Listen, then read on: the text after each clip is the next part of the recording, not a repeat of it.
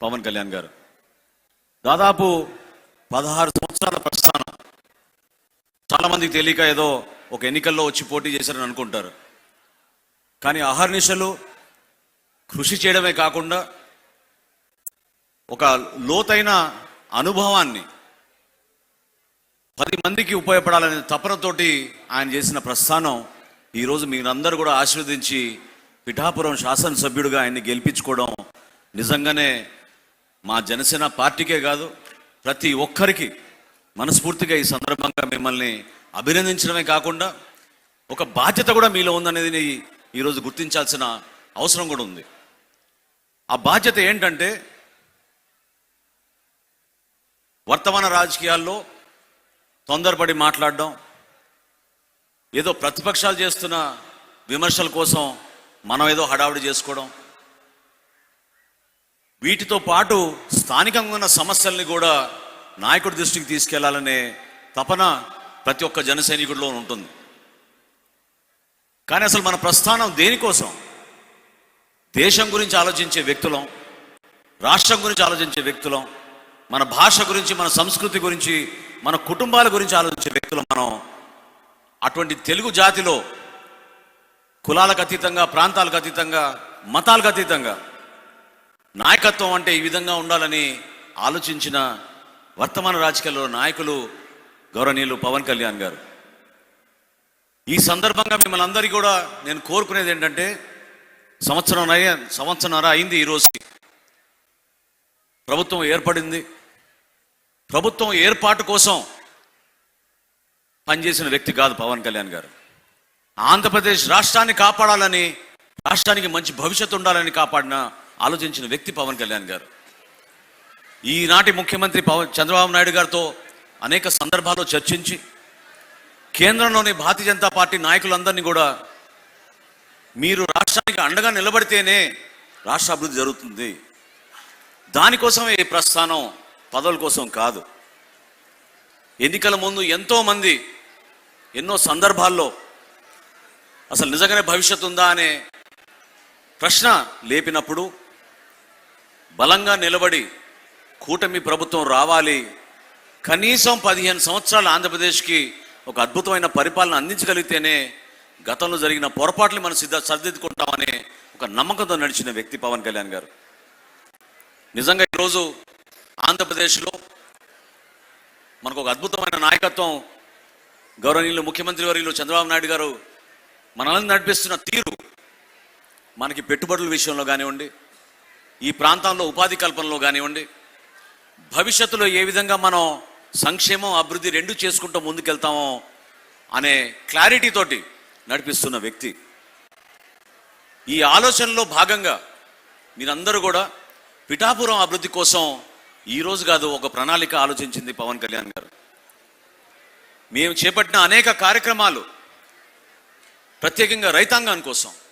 ఆ రోజు రైతు సోదరులు ధాన్యం డబ్బులు వాళ్ళ ఖాతాలో జమ కాకుండా 6 నెలలు 9 నెలలు అల్లాడుతుంటే, మిల్లర్ల చేతిలో నలిగిపోతుంటే ఎందుకు కష్టపడిన రైతుని మనం ఆదుకోలేము, ప్రభుత్వం అన్నాక ఎందుకు ఈ వ్యవస్థని మనం బలపరచలేమని ఆ రోజు మీ అందరి కోసం ఒకరోజు నిరాహార దీక్ష రైతాంగం కోసం చేసిన వ్యక్తి పవన్ కళ్యాణ్ గారు.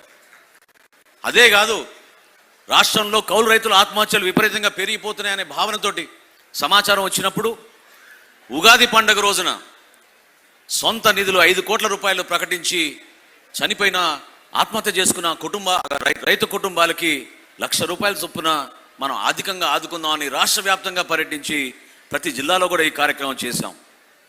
ఎంతో ఆదర్శవంతంగా నిలబడాలనే ఒక ఆలోచన ఆయన ద్వారా, ఆయన చేస్తున్న కార్యక్రమాల ద్వారా మన జన సైనికులు, మన పార్టీ నాయకులు, కూటమిలో ఉన్న నాయకులు అదే రీతిలో అదే బాటలో నడిచే విధంగా, సమాజానికి ఉపయోగపడే విధంగా, ప్రతి ఒక్కరూ గర్వించే విధంగా పనిచేయాలనే తపన తప్ప వేరే ఆలోచన లేదు.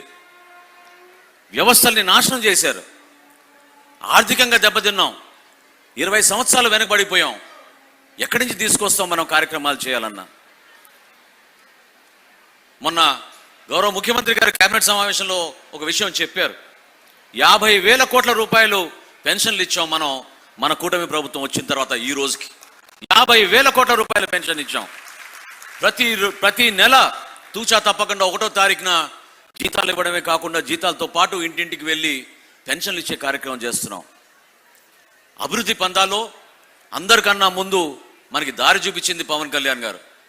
రాష్ట్ర వ్యాప్తంగా ఒకే రోజున గ్రామ సభలు నిర్వహించి ప్రజాస్వామ్యాన్ని నిలబెట్టే విధంగా, పంచాయతీల్లో మరొకసారి పూర్వవైభవం వచ్చే విధంగా పల్లె పండుగ కార్యక్రమం చేసి అద్భుతంగా రాష్ట్రాన్ని ముందు తీసుకొచ్చారు. దాదాపు 3,000 కిలోమీటర్ల సిమెంట్ రోడ్లు నిర్మాణం చేసి ఈరోజు రాష్ట్రంలో ఒక దిక్సూచిగా ఈ విధంగా మనం వ్యవస్థని బలోపేతం చేయాలనే ఆలోచనతో ముందుకెళ్తున్నాం.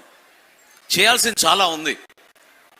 ప్రతి గ్రామంలోనూ ప్రతి ప్రాంతంలోనూ సమస్యలు ఉంటాయి. సమస్య పరిష్కారం కోసం మనందరం కూడా ఒక ప్రణాళిక సిద్ధం చేసుకుని మనస్ఫూర్తిగా ముందుకెళ్ళాలి. సంక్రాంతి పండుగ అంటే రైతుల పండుగ. రైతు కళ్ళల్లో సంతోషం చూసినప్పుడు తన కుటుంబానికి కూడా రైతు గౌరవంగా తను కష్టపడి పండించిన పంటకి ప్రభుత్వం నుంచి కనీస మద్దతు ధర వచ్చింది. తద్వారా ప్రతి ఒక్కరికి కుటుంబ సభ్యులకి బట్టలు కొనిపించే కార్యక్రమం, గ్రామాల్లో ఎంత పండించారని పోటీ పడి 24 బస్తాలు కాదు, ఈ సంవత్సరం 28 బస్తాలు దిగుబడి చేయగలిగిన ఆలోచన. దీని వెనుక ప్రభుత్వం నుంచి మేము చేపట్టిన ధాన్యం కొనుగోలు కార్యక్రమం కూడా ఖచ్చితంగా ఉపయోగపడింది. ఒక్కసారి ఆలోచించండి. గతంలో కష్టపడి పండించిన ధాన్యానికి రైతుకి డబ్బులు ఇవ్వడానికి 6 నెలల నుంచి 9 నెలలు పట్టేది.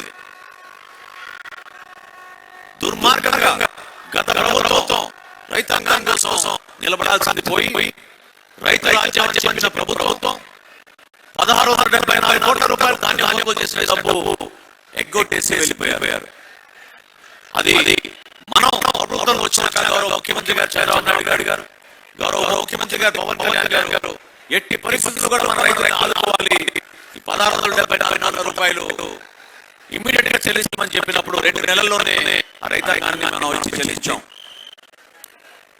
ఎన్నికల సమయంలో ఆ సంవత్సరం వైసీపీ ప్రభుత్వం రాష్ట్రంలో ధాన్యం కొనుగోలు చేసింది 29 లక్షల మెట్రిక్ టన్నులు.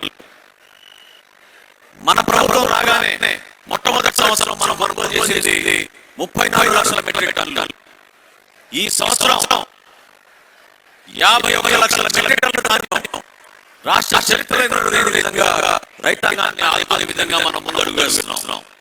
ధాన్యం కొనుగోలే కాదు, పారదర్శకంగా నిజాయితీగా క్షేత్రస్థాయికి వచ్చిన సమాచారం మేరకు ప్రతి రైతు సోదరుడు ఖాతాలోకి 24 గంటల్లోనే 9,480 కోట్ల రూపాయలు ఈనాటికి జమ చేసిన ఘనత మన కూటమి ప్రభుత్వం సందర్భంగా తెలుపుతున్నాను.